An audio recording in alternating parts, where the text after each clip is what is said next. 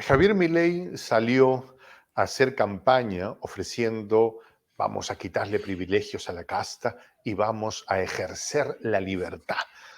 Cuando ganó la presidencia de Argentina, identificó a la casta, pero la identificó en el pueblo a quien salvaje, brutalmente les ha despojado de derechos que costó mucho adquirir. Y luego de esto, cuando la gente evidentemente se sintió estafada, engañada por Motosierra Milei, trataron de manifestar públicamente su indignación. Y entonces todo el séquito de macristas neoliberales que la acompañan dijeron, vamos por la versión 2.0 de Videla.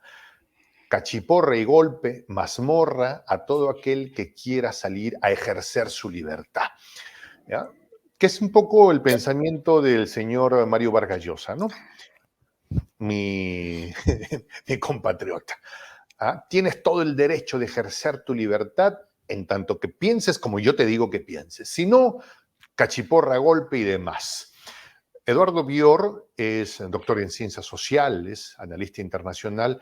Desde su mirada como argentino nos permite ver, porque él es un analista internacional de una mirada muy amplia, nos permite ver este contexto no solo desde la mirada argentina, sino desde el contexto de la geopolítica internacional. Eduardo, hermano querido, gracias por estar con nosotros. Bienvenido. No, al contrario, Juan José, un gran placer. Creo que es la primera vez que hablo para un medio peruano, pero usted tiene alcance continental, así que inauguro, es una inauguración. Hermano querido, muchas gracias. Lo Javier Milei. mencionabas recién, disculpa, lo mencionabas recién a Mario Vargas Llosa. Te voy a comentar una cosa. Por favor. La Fundación Libertad está reunida en Argentina, en la ciudad de Rosario. La Fundación Libertad, esta que recibe fondos que no sabemos de dónde vienen, esta que ha sido la gestora de crear supuestos intelectuales, como los que ha financiado mucho en México, por ejemplo, para crear corriente de opinión y convencernos. Pero por favor, quien me gustaría nos explique más en profundidad todo esta mirada que yo he planteado, eres tú, Eduardo, querido. Lo mencionaba simplemente para que se empiecen a ver las conexiones. Preguntabas quién, es decir, te llamaba la atención que Javier Milei hubiera hecho campaña en nombre de la libertad y contra la casta, y cuando sube al gobierno lo primero que cercena es la libertad del pueblo. Es decir, la libertad para ellos es la libertad para ellos. Ellos dicen que también en eso mienten, que la libertad para ellos es la libertad de los mercados. Tanto mienten que en una economía altísimamente monopolizada como la Argentina, donde 7 empresas alimenticias determinan los precios del 90% de los productos en el mercado de alimentos, con su liberación de precios generaron una inflación gigantesca en esta semana desde que asumió, semana larga desde que asumió Javier Milei, ya hubo un 20% de aumento de precios general en los alimentos 50. Y ellos no hacen nada para proteger la libre competencia. Hay un montonazo de empresas pequeñas, medianas, que quisieran acceder a las góndolas de los supermercados, que quisieran tener, pero no pueden porque por las condiciones monopólicas del mercado. Si tienes como lo llamamos nosotros, un almacén, o un pequeño supermercado de barrio, tienes que comprarle a quien ellos te dicen. No puedes comprar libremente. Por lo tanto, no hay competencia, no hay libertad de mercado. O sea, ¿libertad de qué y de quién se supone que iba a haber con Milei? La libertad de la casta. ¿Y quién es la casta? La casta es, primero y ante todo, es la burguesía rentística parasitaria. Es la que no produce nada, la que especula financieramente, la que está ligada a los grandes fondos de inversión internacionales, ante todo BlackRock, pero también están los otros fondos, es decir, Templeton, los principales fondos de inversión de Estados Unidos, Vanguard y las empresas, las grandes empresas extractivas internacionales. Hacia aquí no hay, a tal punto, ¿no?, están desligados del capitalismo productivo, a tal punto que le han subido las retenciones a la exportación a toda la producción agropecuaria. Es ¿Qué decir, impacto tiene eso? Explícanos eso que acabas de decir. bueno, las retenciones son una medida que se implantó como una emergencia en 2002, después de la crisis terminal que tuvo Argentina en 2001, cuando se produjo el cese de pago de la deuda, es decir, el default, cuando Argentina se quedó sin gobierno porque el presidente Fernando de la Rúa tuvo que huir.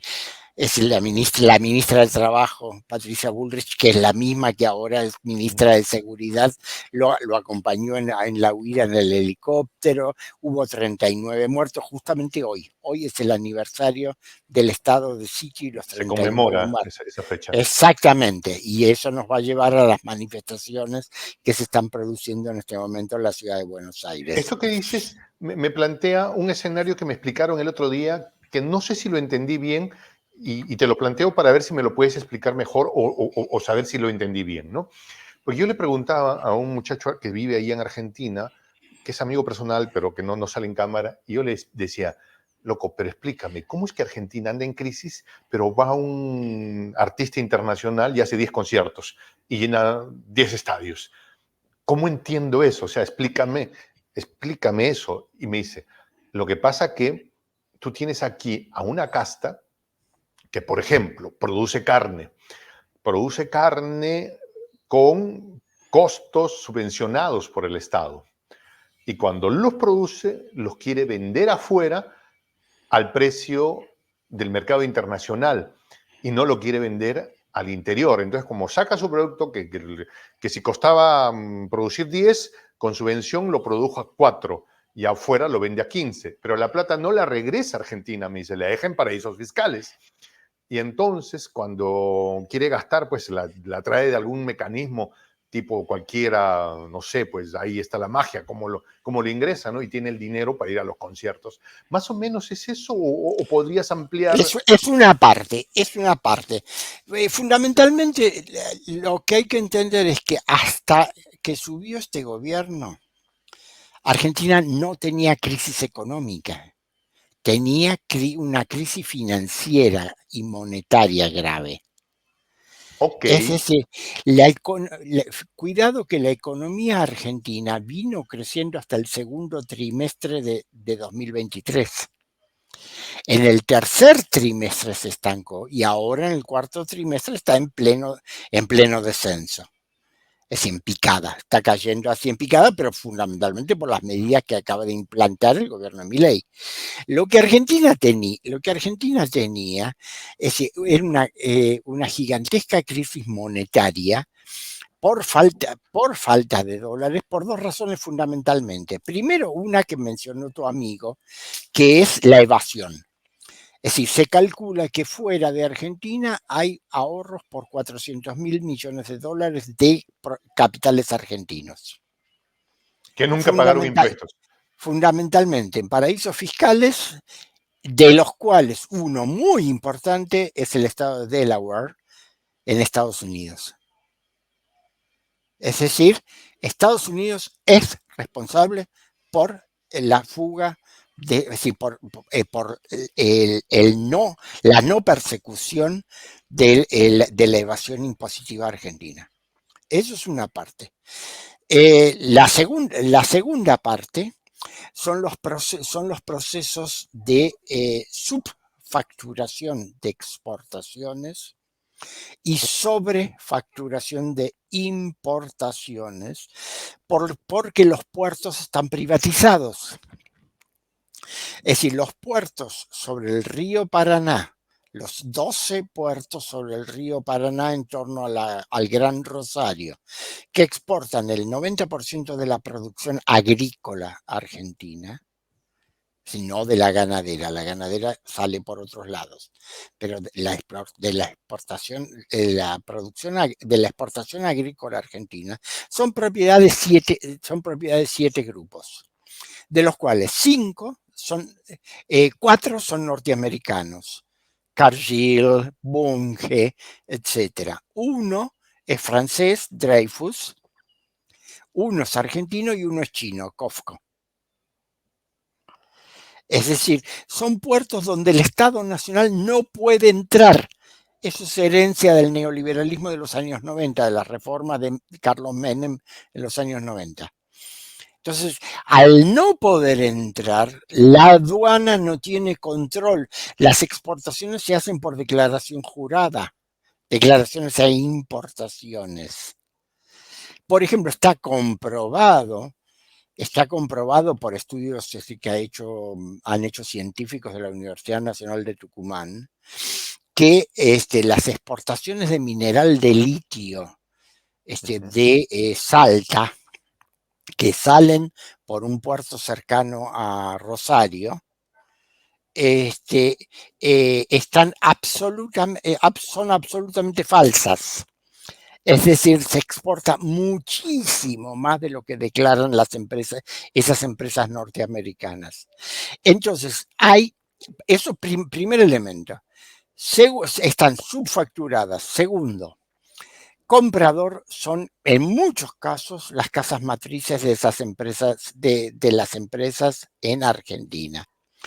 Tercero, cuando a su vez hay adquisición de insumos, de bienes intermedios, de bienes de capital para la producción o para la explotación en Argentina, o por ejemplo insumos químicos o fertilizantes, ese tipo de productos, se los sobrefactura. Es decir, importas 2 toneladas y muestras al fisco una factura por 8 toneladas. Esos son dólares que el Banco Central te tiene que dar en una economía administrada. Claro, porque ante la carencia de dólares hace mucho tiempo que no ha habido acceso automático a la compra de dólares. Entonces los dólares se adquirían hasta ahora a través del Banco Central. Entonces, presentabas tu factura, ibas al Banco Central y le decías, bueno, yo necesito que estos pesos a una cotización especial y subvencionada, estos pesos se conviertan en dólares para que yo pueda pagar mis importaciones. ¿Qué pasó? Ante la carencia, es decir, eso es lo que explica la gigantesca evasión al exterior. Ante la carencia de dólares este año, el Banco Central se fue retrasando en la entrega de dólares a las empresas. Sube el gobierno de Javier Milei. El ministro de Economía es Luis Caputo, el mismo que contrajo el crédito del Fondo Monetario Internacional en 2018, el mismo que contrajo el empréstito a 100 años el año anterior. Es decir, alguien que fue echado por el propio Mauricio Macri por sus trapisondadas, e inmediatamente genera un bono del Estado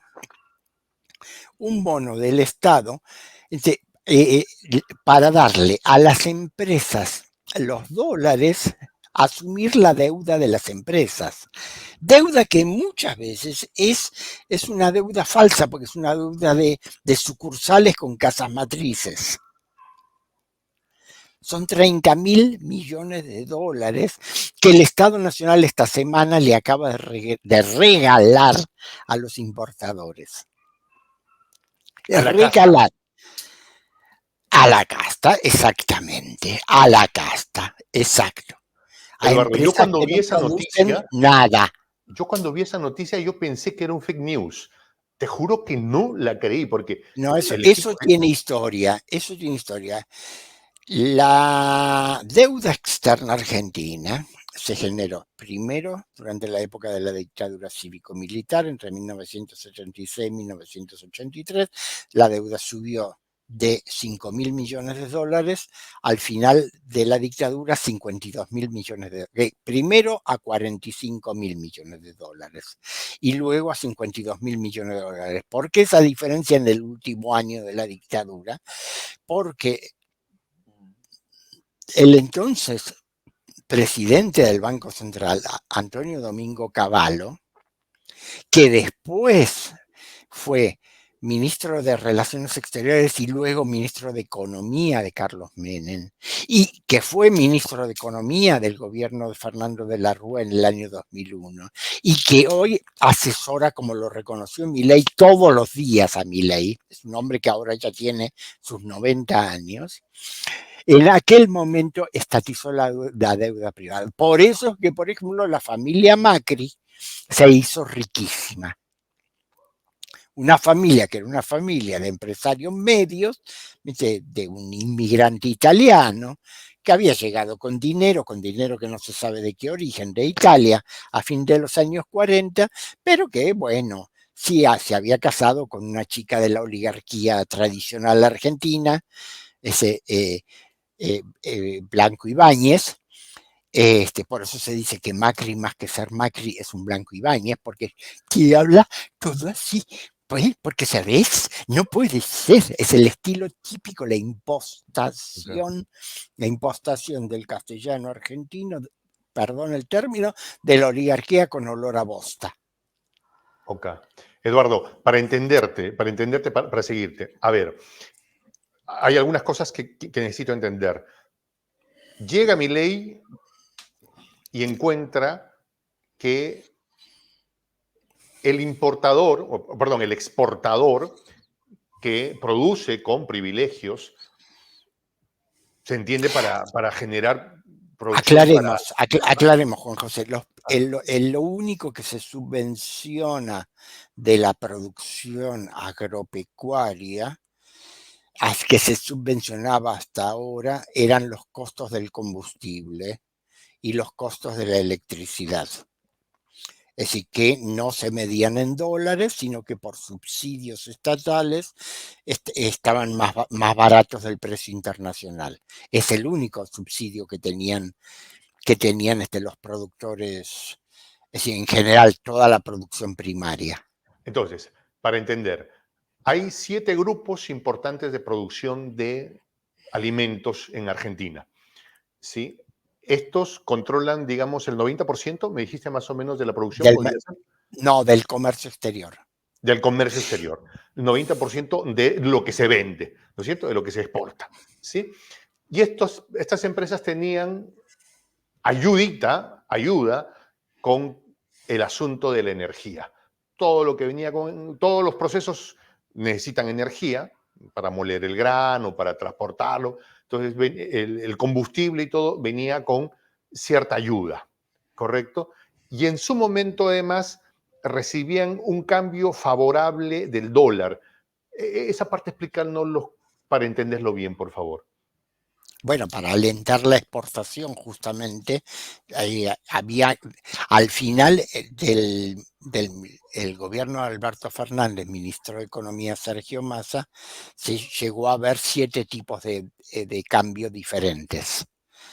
Ese uno era el tipo de cambio oficial, que era el más barato, y después había distintas jerarquías que eran fundamentalmente para subsidiar la exportación y se negociaba sectorialmente porque había un mecanismo de chantaje de los sectores que iban a exportar, todo tipo de sectores, de economías regionales, la carne, la economía de la soja, el vino, etcétera, etcétera, cada uno iba al Ministerio de Economía y negociaba presionando, sabiendo que el Banco Central necesitaba desesperadamente dólares, negociaban distintas condiciones. De ahí salían distintas categorías, distintas cotizaciones del dólar. Entonces, a cambio de que estos sectores se les daba la posibilidad de pagar sus importaciones con eso, y a cambio un porcentaje se les permitía venderlo de los dólares, se les permitía venderlo en el mercado libre bastante más caro. Ese era un subsidio indirecto Okay. para alentar la exportación. Pero en un momento, sobre todo en los últimos meses, si bien es cierto, la producción iba bien, no habían los dólares por este mismo mecanismo para que el Ministerio de Economía entregara dólares a los que estaban produciendo. ¿Es correcto? Claro, fundamentalmente, la causa principal de la falta de dólares, además de la evasión que ya hemos mencionado, es el crédito del Fondo Monetario Internacional. Ya, pero lo que quiero entender es esto. Cuando me dices que les ha regalado 30.000 millones de dólares, ahora, ¿cómo sí. se materializa eso? Eso me gustaría entenderlo bien. En el sentido de que el Estado ha asumido la deuda de los privados. Es decir, compras al exterior, importas bienes del exterior, bienes o servicios del exterior. Tienes una deuda. Como el Banco Central no les daba dólares, esa deuda se fue estirando durante unos meses. Llegó un momento donde se produjo un impasse, es decir, muchísimas empresas del exterior ya no mandaban bienes a la Argentina porque no se habían pagado los envíos anteriores. Lo que pasa es que la picardía de esto es que muchas veces era un comercio intraempresa. Es decir, por ejemplo, la Ford Motor de Estados Unidos con la Ford Motor de la Argentina, para darte un ejemplo, o la Coca-Cola de Estados Unidos con la Coca-Cola de Argentina. Es decir, ¿qué hace el gobierno de Milei? El gobierno de Milei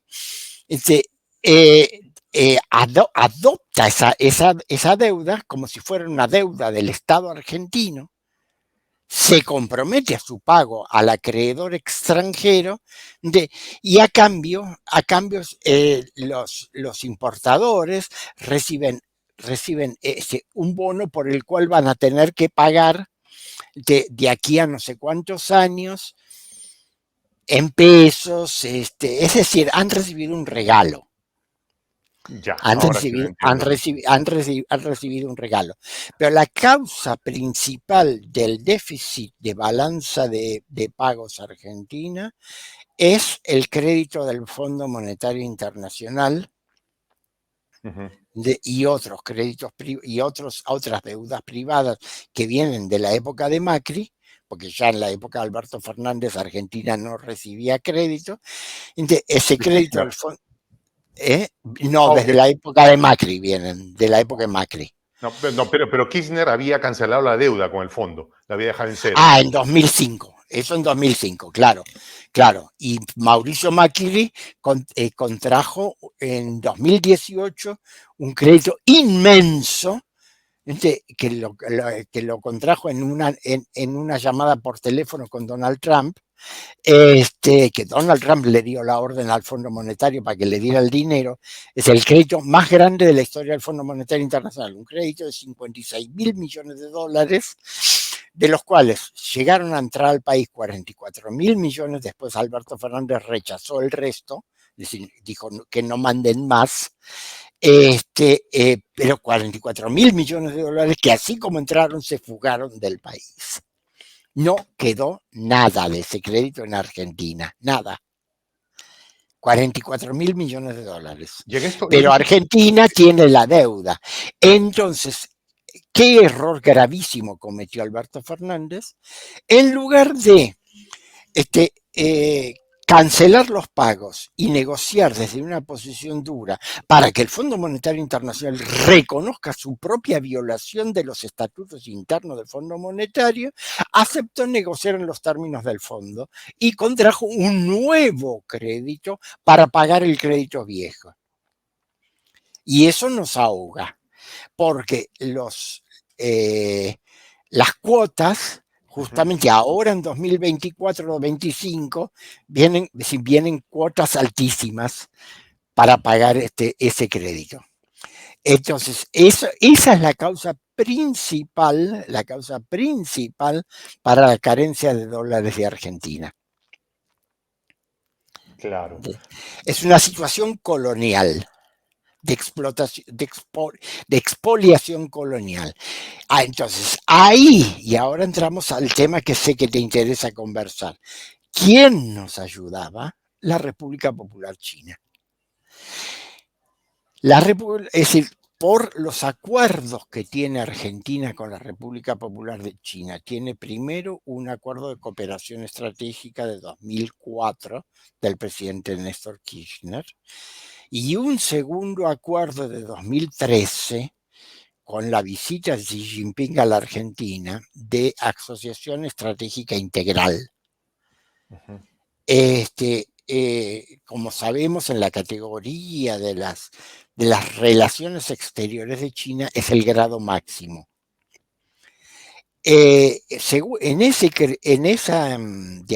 Por ese acuerdo, la República Popular de China nos dio un swap. ¿Qué es un swap? Yo te doy pesos para tu banco central y tú me das de tu moneda para que yo los tenga en mi banco central. Esas dos reservas teóricamente no se pueden usar y tienen que servir para balancear eventuales desequilibrios en la relación de pagos entre ambos países.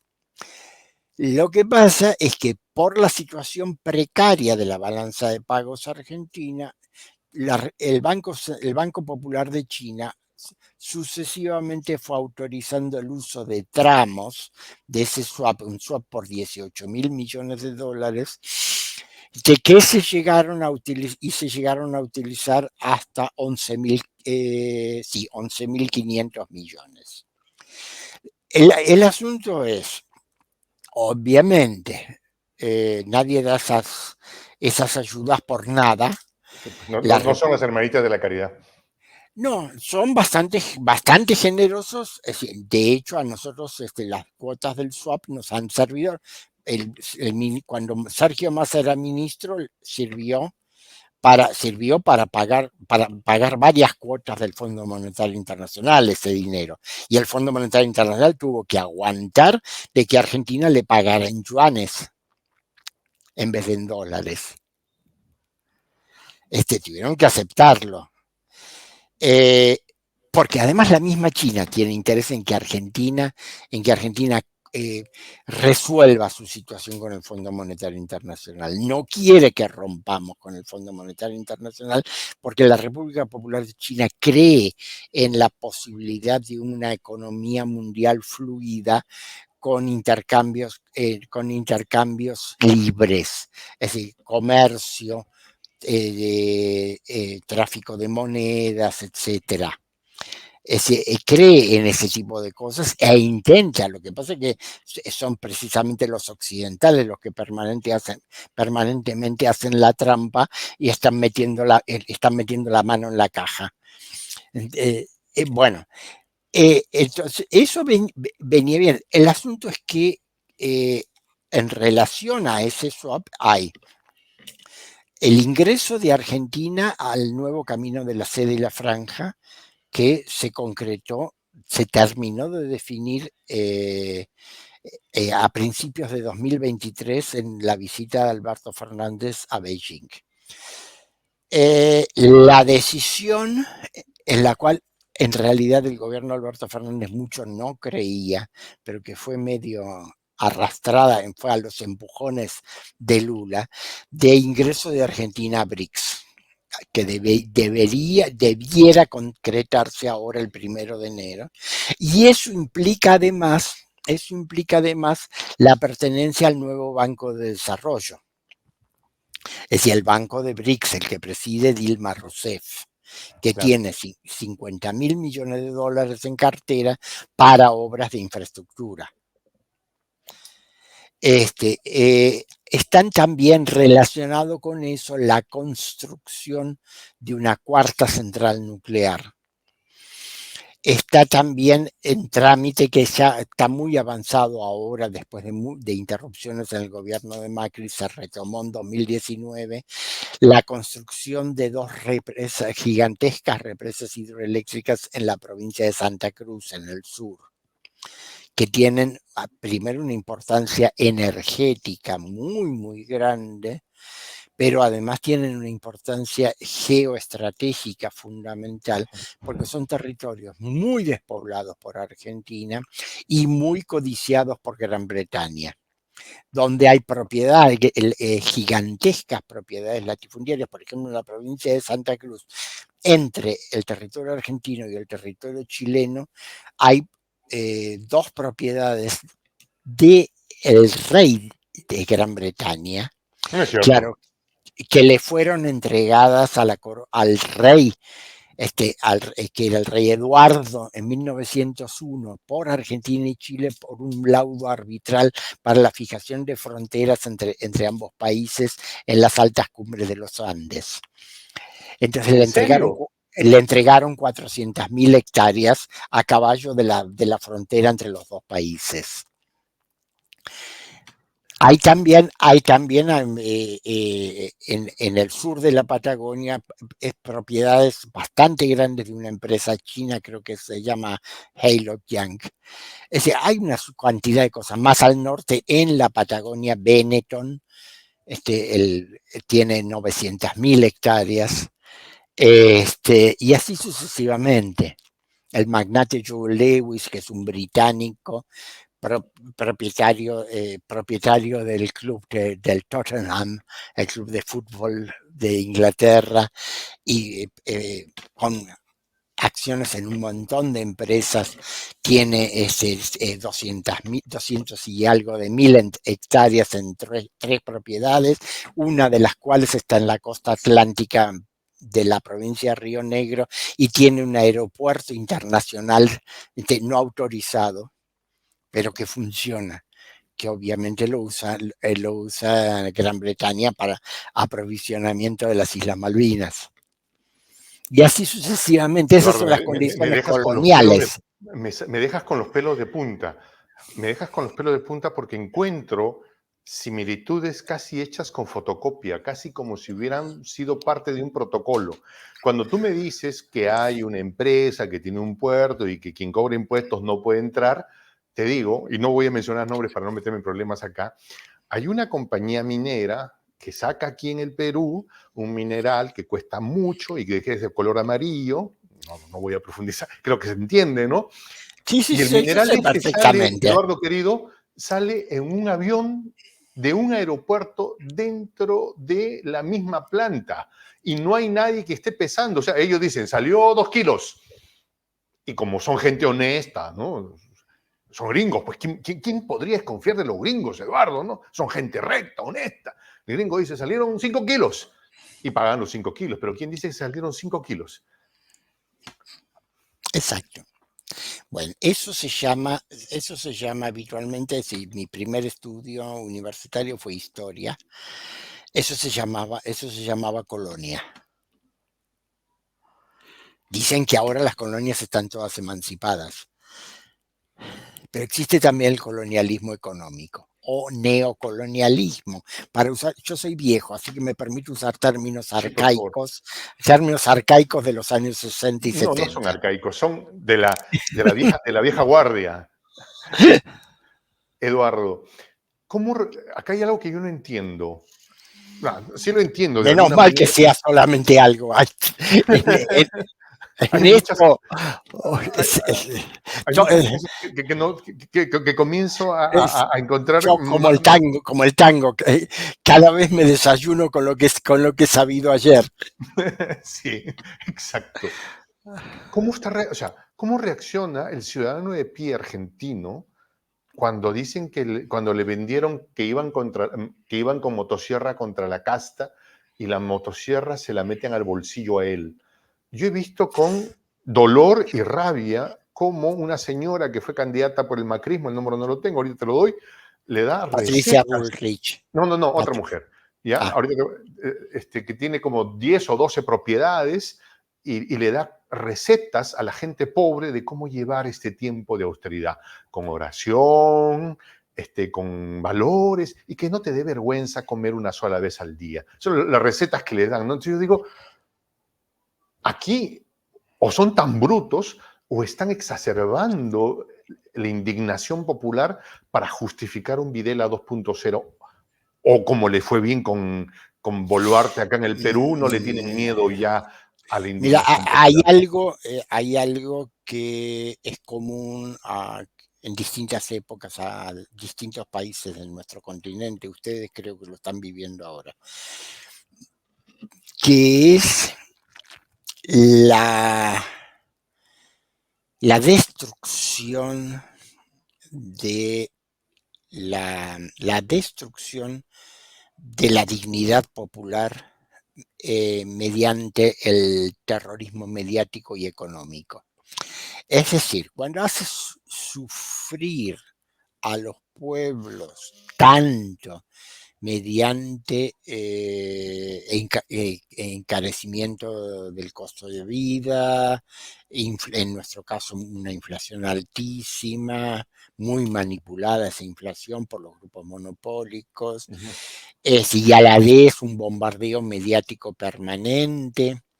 Sí, por el otro lado, y esa es la segunda cara, la segunda parte, si por el otro lado no hay una alternativa popular creíble, Mm. entonces se produce un efecto de anonadamiento, de resignación. Es y bueno, yo no puedo hacer nada. Y aquí vamos al segundo problema, que es el problema de la alternativa opositora. Es decir, históricamente, desde mitad del siglo XX,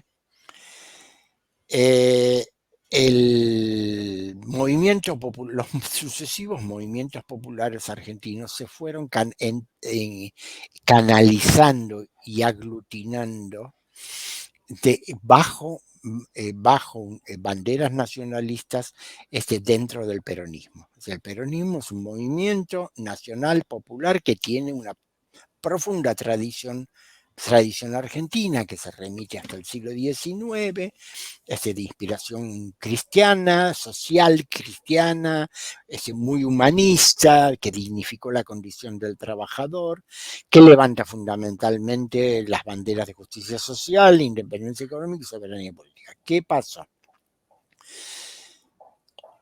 Obviamente la muerte del fundador Juan Perón en 1974 fue un golpe muy importante. Inmediatamente después vino la dictadura y la dictadura aniquiló fundamentalmente a cuadros peronistas, incluso a muchos que no estaban ni en guerrilla ni nada parecido. Eso ya quitó una cantidad de relevos, de cuadros, de dirigentes medios, de barriada, de fábrica, etcétera. En los años 90 se produce el viraje, la traición de Carlos Menem, que se adapta al estatuto de rendición de la guerra de Malvinas, firma la rendición con los británicos y entrega todo el Estado y entrega toda la política social. Eso produce uno de esos efectos de anonadamiento, que dura hasta que ese modelo económico fracasa completamente ya bajo el gobierno, ya durante el gobierno de Menem, pero definitivamente el gobierno siguiente, el gobierno de la llamada Alianza, y estalla en 2001. Bien, llega Néstor Kirchner en 2003. Néstor Kirchner lo que conduce es un gobierno de transición, es un gobierno de emergencia. Es decir, saca al país de la crisis, genera trabajo, lleva adelante una política de autodeterminación, mejora la distribución de la renta, pero Néstor Kirchner no altera el modo de incorporación al mercado mundial. Ok. Es decir, no se revierte el proceso económico de financiarización neoliberal y no, el Estado no llega a constituirse como un Estado empresario. Es más, Néstor Kirchner decía, nosotros somos estatistas de última instancia. Es decir, cuando una empresa privatizada, una empresa extranjera, evidentemente ha estafado demasiado, ha defraudado demasiado, bueno, ahí porque el servicio hay que prestarlo, el Estado se va a hacer cargo. Pero no había un concepto. Y fundamentalmente lo más importante, te digo, yo admiro mucho el trabajo que hicieron Néstor Kirchner y Cristina Fernández. Muchísimo, y los he apoyado. Pero hay un problema fundamental. Los dos concibieron la política como de arriba hacia abajo. El Estado viene y te da derechos. Entonces se generó una mentalidad popular de, bueno, acá estoy. Ahora, dame un derecho más, por favor. Dame un derecho más.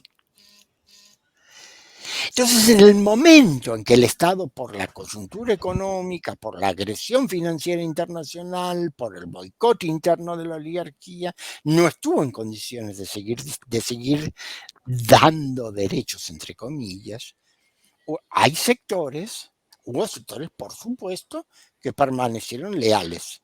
De hecho, en 2015, la elección Macri la ganó por 1,5 puntos. Contra un candidato que no era bueno, pero la ganó por 1,5 puntos. ¿Qué es? Es un caudal flotante entre los dos grandes bloques de Argentina. Si el peronismo tiene históricamente un 35-37%, la derecha más reaccionaria tiene un 20 y tantos hasta un 30%, y como bloque. Y luego hay un caudal de gente que oscila.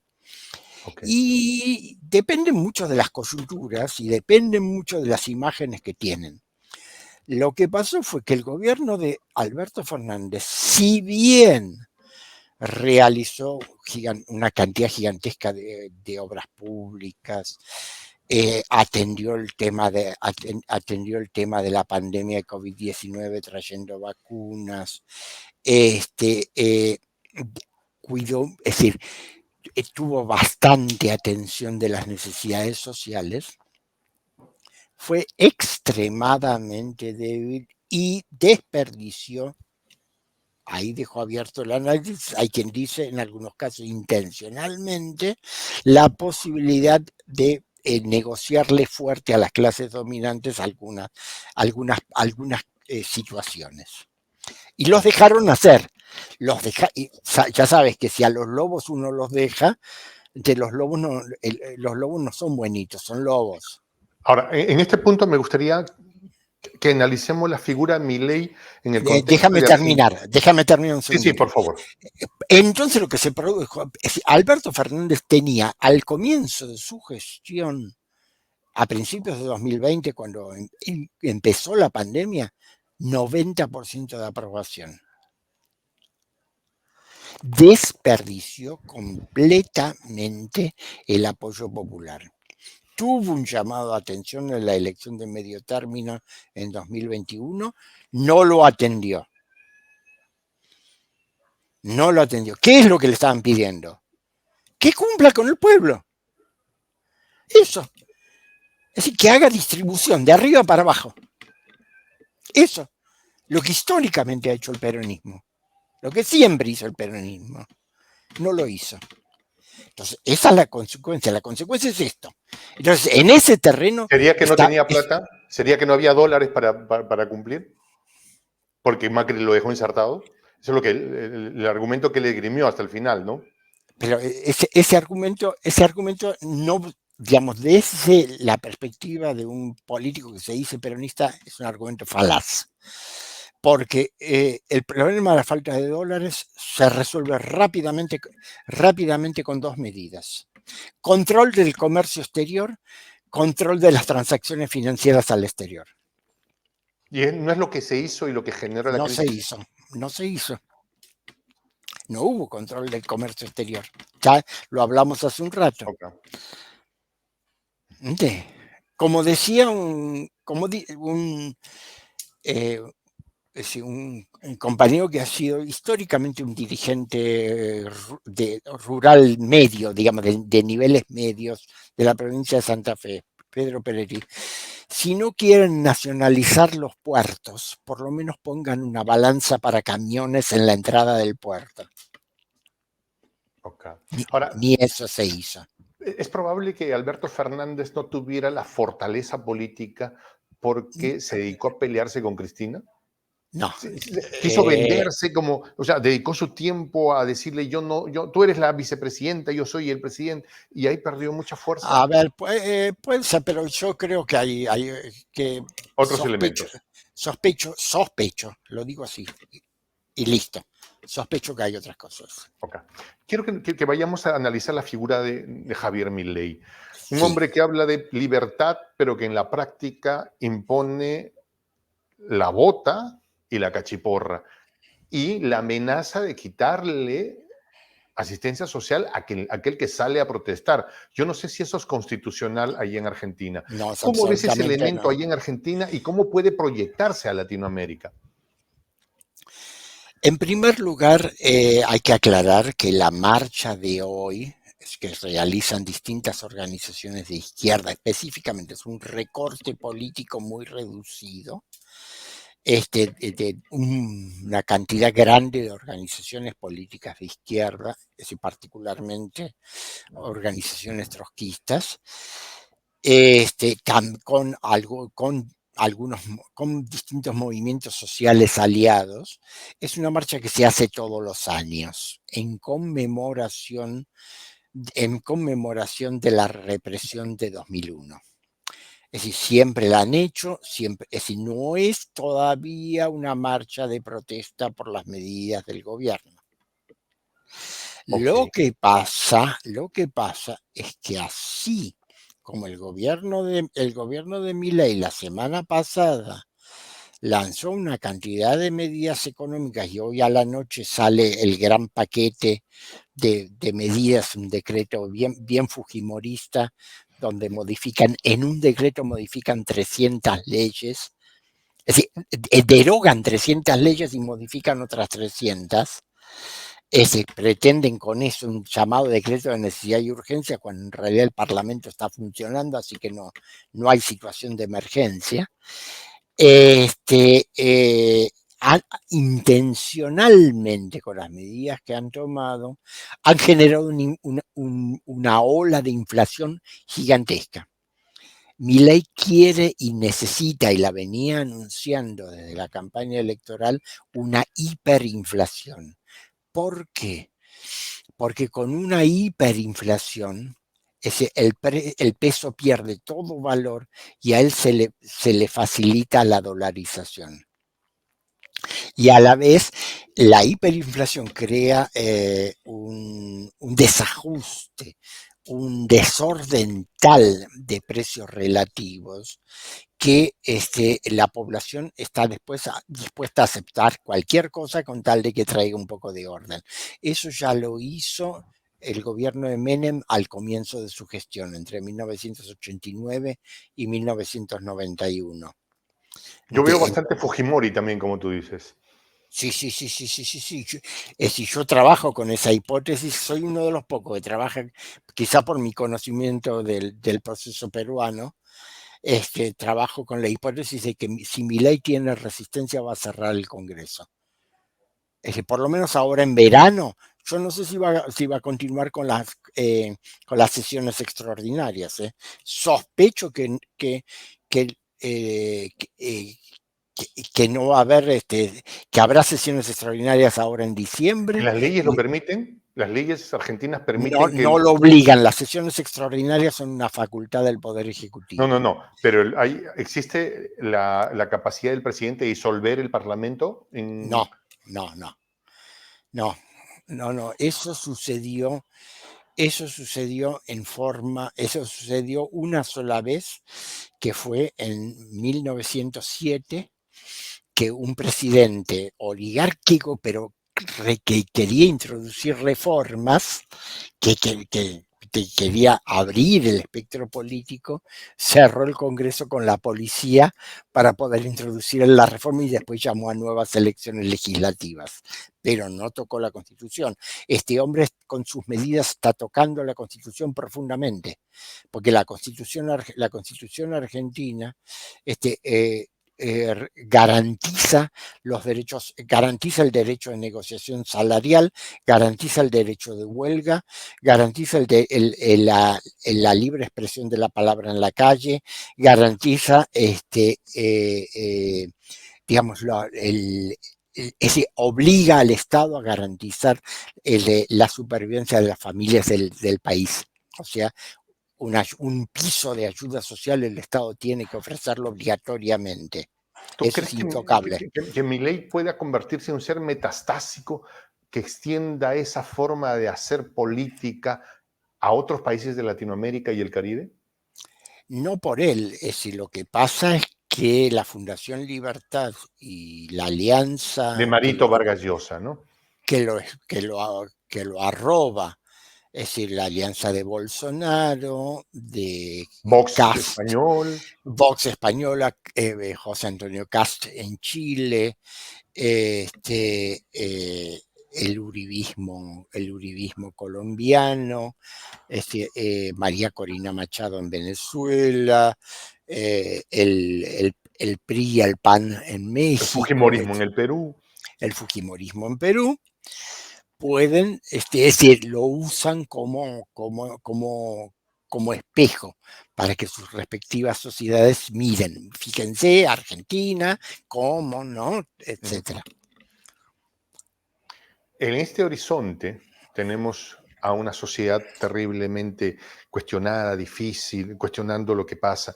¿Qué ves que va a pasar con Javier Milei en los próximos meses? A ver, y te lo pongo de esta manera.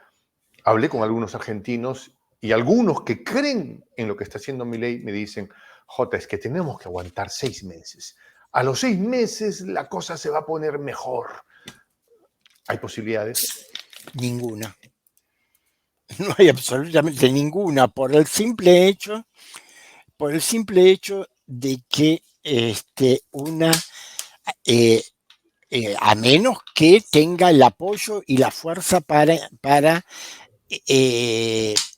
introducir algún tipo de dolarización. Lo que pasa es que no sé cómo va a ser dolarización sin dólares, porque para dolarizar hay que tener dólares de respaldo, o para hacer una convertibilidad como se hizo en los años 90.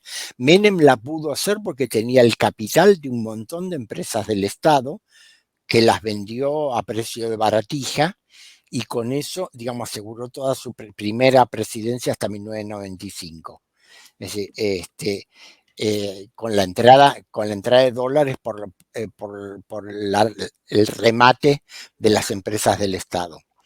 Después, cuando no le quedó más, ahí se empezó a cortar el tema.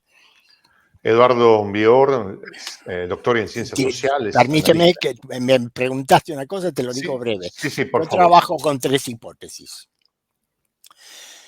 La primera hipótesis es que Milei tenga éxito, es decir, que cree un anonadamiento tal de la población, un terror tal por el desorden que ha generado en la vida cotidiana de las personas, que la población se resigne y diga, ¡buah! Sí, o sea, a eso puede ser que ellos le llamen éxito. Éxito en números económicos no va a haber. La segunda alternativa es que a partir de marzo, entre cuando comienzan las clases, cuando aumentan los costos de las familias, cuotas de los colegios privados, etcétera, etcétera, etcétera, se produzca una efervescencia popular tal que de algún modo el gobierno o caiga o sea reemplazado, sea relevado. Con eso está especulando Mauricio Macri.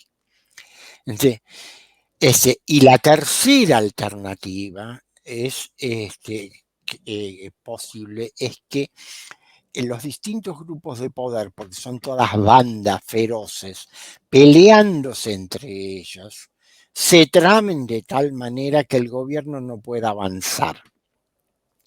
Y que entonces se produzca una crisis política tan profunda que el presidente y la vicepresidenta tengan que renunciar y la Asamblea Legislativa tenga que elegir a alguien como mandatario interino para que llame a nuevas elecciones presidenciales, que es lo que pasó en 2001-2002. Esta sería, dentro del caos, sería la mejor opción para el campo popular, porque acortaría el dolor y daría una alternativa negociada para que surgiera otra posibilidad un poco más civilizada y más pacífica. Nosotros tenemos una ventaja, que es que por el proceso post-Malvinas tenemos fuerzas armadas muy débiles. Si las que inciden gravemente dentro de la vida política son las fuerzas de seguridad, especialmente la gendarmería, que creo que tiene unos 50 o 60 mil efectivos. Bueno, si la prefectura naval, las demás no son tan pesadas. Tenemos una ventaja importante, que es que el gobierno de la provincia de Buenos Aires, la provincia más grande del país, la que produce el 38% del Producto Bruto Argentino, que reúne el 40%, casi el 40% de la población argentina, está gobernada por un gobernador excelente, que es Axel Kicillof. Es un gobernador de Unión por la Patria, un economista, además teórico de la economía, muy reconocido nacional e internacionalmente, sumamente honesto, y que ganó la elección al gobernador de la provincia en las últimas elecciones por una diferencia de 20 puntos. Es decir, es una alternativa. Si bien yo estoy siempre en contra de, ¿cómo se llama? De comer el postre antes que la cena. Ujú. Es decir, falta muchísimo para cualquier alternativa electoral. Es una figura de referencia a la cual hay que mirar. Ok, ok. Habrá que ver cómo se desarrollan estos días. Lo que es cierto es que aquellos que creyeron que Javier Milei iba a meterle motosierra a la casta han visto cómo se vaporizan sus expectativas y la gente en la práctica no tiene comida. Esa es la triste realidad. Los pensionistas, una cosa terrible, en un país tan rico como nos ha contado Eduardo Bior, que genera riqueza, tiene producción y que en realidad enfrenta una crisis financiera. Ha sido una clase magistral, Eduardo Bior, que además es doctor en ciencias sociales, analista internacional, historiador, pero sobre todo un hombre que siente la Argentina y asumo un hombre que ama también a la patria grande intensamente. Eduardo, no sé si tuvieras alguna reflexión final. No, agradecerte por este intercambio, porque realmente sí me doy cuenta, repensándolo, que ha sido muy intenso también afectivamente. Efectivamente, sí, yo amo intensamente la patria grande y estoy convencido de que ninguna de nuestras naciones puede liberarse si no se libera toda la patria grande. Aquí no salimos solos. Sin unidad política de América Latina y el Caribe, es decir, sin marchar hacia un Estado confederal latinoamericano y caribeño, no hay salida. Es primero unidad política, la económica la vamos haciendo después. Eduardo, muchas gracias por habernos acompañado. Muchas gracias a todo nuestro público por estar siempre con nosotros. Mi nombre es Juan José El Castillo, el J. Gracias por acompañarnos. Me despido con esta expresión en el quechua milenario, en el quechua de los incas, Tupananchis Kama, cuya traducción al español es hasta que nos volvamos.